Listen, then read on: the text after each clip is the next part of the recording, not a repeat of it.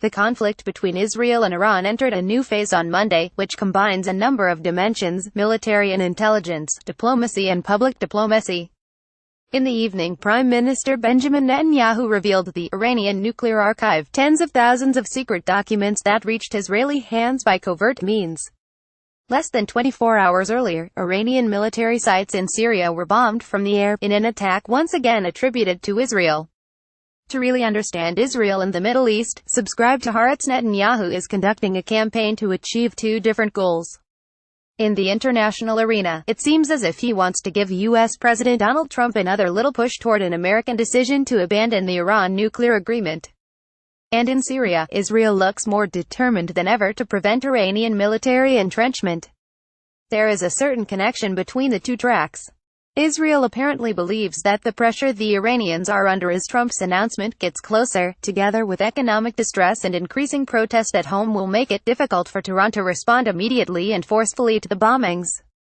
In the hours that passed between the attack and the Prime Minister's press conference, there was a certain fear among the public, which was fanned by fake news reports spreading on WhatsApp that a war with Iran was imminent.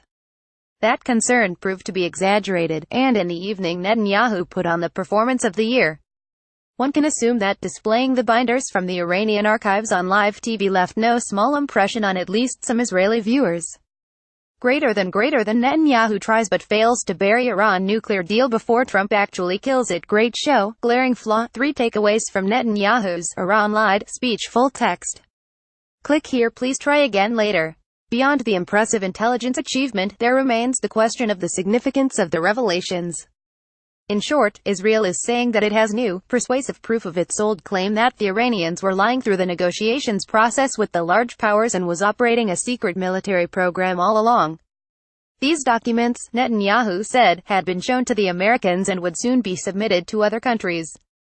The debate from here on in becomes interpretive. Is there a smoking gun that proves that the Iranians continued their development efforts after 2015?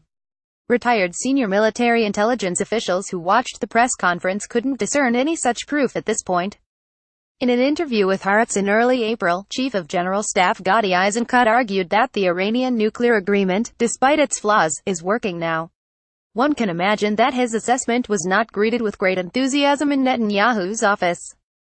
Israeli Defense Forces Chief of Staff, Gadi Eisenkot Yuval Shmuley, IDF spokesperson: the army is with him after the attack on Syria attributed to Israel on Sunday night, at least the 5th since September. There seems to be little room for doubt. Israel is determined to uproot the Iranian military presence from Syria. Following the previous attack at the T4 airbase by Homs on April 9, in which 14 people died including 7 members of the Iranian Revolutionary Guard Corps, Iran threatened severe retaliation. Israel's defense establishment braced accordingly, but nothing has happened so far. Instead, now there has been another belligerent move against Iran's interests in Syria.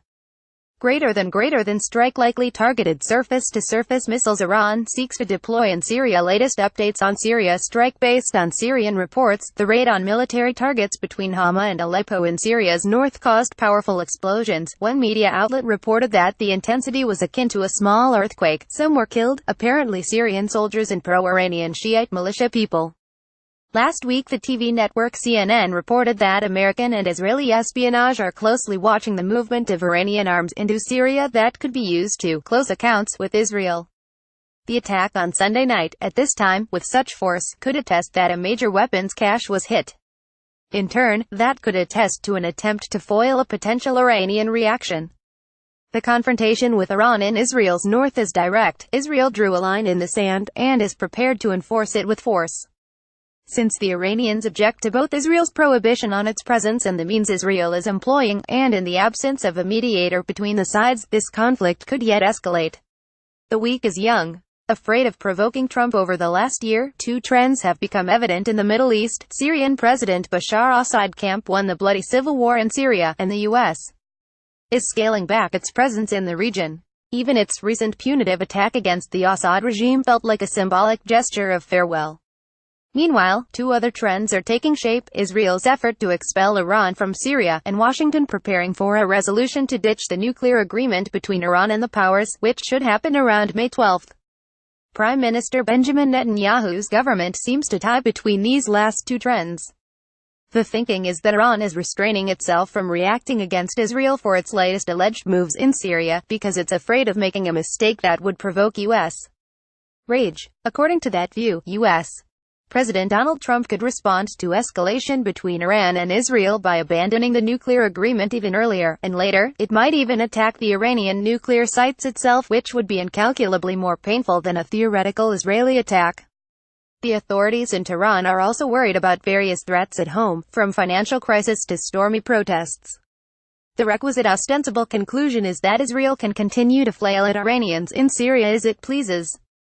Explosions in northern Syria following a missile attack that targeted an arms depot, April 29, 2018. AP. Indeed, the U.S. is behaving very differently than during the Obama days. Secretary of State Mike Pompeo came to Israel upon taking the job and took off for Jordan just before the first reports came in about the Israeli attacks in Syria. Concurrently, Trump and Netanyahu talked by phone, reportedly also discussing Iran. That is a clear backwind from Washington for the winds of war blowing in Jerusalem. One might think that if Pompeo could only have stayed in Israel a few more hours, they'd have suggested he clamber into a cockpit and fire some missiles himself. Meanwhile, Netanyahu, as we wrote some weeks ago, is in a particularly Trumpian mood, quite different from his normal behavior. His interest in security incidents has trumped even his preoccupation with political infighting within the coalition. He is prepared to undertake uncharacteristic risks bordering on gambling. Unusually, the defense establishment is with him. In contrast to the dramatic argument over bombing nuclear sites in Iran at the start of the decade, this time Israel's defense chiefs are leading a hard, aggressive line regarding Iran's presence in Syria. The annoying but necessary question this morning is what happens if an Israeli move fails? True, Iran doesn't want to annoy the U.S. Right now, it is invested in protecting its nuclear program from yet more pressures, and is concerned about exposing its forces to harm in Syria. A fight in Syria wouldn't suit the Russians either, as they set about stabilizing Assad's regime. But Israel's calculations could go completely haywire if the flames in Syria blaze out of control, and if Iran decides, in contrast to assessments, to toss Hezbollah into the conflagration, for example after the Lebanese elections scheduled for May 6. Hezbollah has gained extensive operational experience in Syria. It has an arsenal of more than 100,000 missiles and rockets. Hezbollah certainly isn't stronger than the Israel Defense Forces, but in the event of war, it could wreak real damage on the Israeli home front, and ground fighting in Lebanon would cost the Israeli army dearly. A conflict like that could drag in Hamas in Gaza, as Defense Minister Avigdor Lieberman has warned time and again. There seems to be a discrepancy between the confident tones emanating from Jerusalem, including Lieberman's, in public, and their actual fears. So far, Israel has managed to establish and maintain coordination with the Russian Air Force to prevent friction in the Syrian skies. But couldn't Moscow decide at some point that it's sick of receiving diktats from Jerusalem? Israel has a justifiable purpose in Syria. Iran's presence is developing into dangerous potential that could weigh on the IDF in the future.